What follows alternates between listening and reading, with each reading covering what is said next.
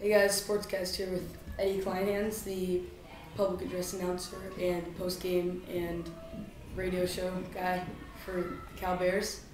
So Eddie, what sports do you announce? I've been announcing Cal basketball for 9 years. Just finished up my 9th year at Haas Pavilion with Coach Braun and Coach Montgomery. And do you enjoy announcing? I gotta say, I love it, and probably the reason I love it more than anything else is I have the best seat in the house and I don't pay anything for it. I've heard you do radio and post-game show. Which one is your favorite out of all three of them? Whew! I love the game of college basketball, so announcing the actual game itself is my favorite thing to do. You're close to the action. You get to hear the players talking about the adjustments they're making on the floor. You get to hear the coaches tell the players what's going on. So without a doubt, I have most fun actually announcing the game and being a part of it and feeling the crowd. The radio and post-game is more just a little hobby that I do for fun, being able to talk to the fans and relay to folks what they may have missed if they weren't at the game. And could you just give the people a basic job description of a PA announcer?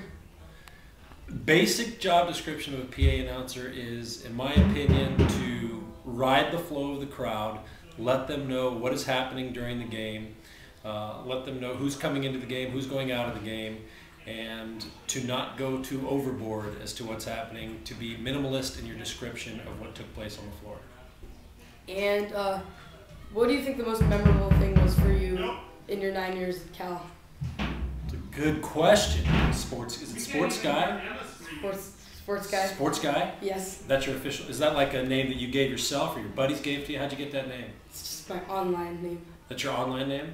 Are we allowed to use your real name, or that's the presence? It's Sports Guy. Sports Guy. All right. Well, Sports Guy. The dude. In 9 years, probably the games that are most memorable that I remember are the triple overtime game with Amit Tamir when Cal beat Oregon in a high-scoring affair at Haas Pavilion. Might have even been more than 3 overtimes. Might have been 5 overtimes, but it was a really exciting game. Cal won the game, which is always a good thing. And this year, Cal coming from 22 points down against Stanford. At the end of the first half, they got it down to 16, and they were able to win the game in front of a sellout crowd, capacity crowd. It was electrifying. Recently, journalist for the Chronicle, Bruce Jenkins, said there are too many distractions at sports games. What do you think about that? I think Bruce Jenkins stole somebody else's article. Did you see that? I'll have to send you the link. We can put it up on your blog. He actually wrote an article about how the PA guys are too overbearing and doing too much at the NBA games and other places. There was an article in the New York Times a week before that had the exact same theme and talked about the exact same things.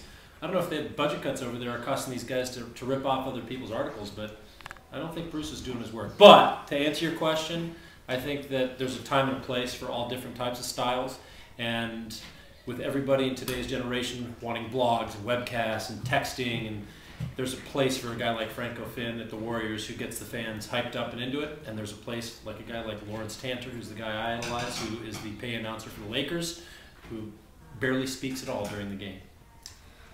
And on to a new topic. What advice would you give to a kid who wants to be a PA announcer or a radio guy or a post-game guy? The first piece of advice I'd give anybody out there who wants to be a public address announcer is to go get another job, because it doesn't pay. So you've got to do it for fun. You've got to do it for the love of the game. If you're going to get into radio, or if you're going to start doing some play-by-play stuff, or you're interested in getting into sportscasting, you must always do your homework so you're overly prepared for what you're going to be talking about. And you need to go out there and get as many internships and connections as possible to get into the business and into the industry, because it's very close-knit. All right, so that's about it. Thanks for joining us. Sports Guy, nice meeting you. Nice meeting you, Eddie. Absolutely. Go Bears.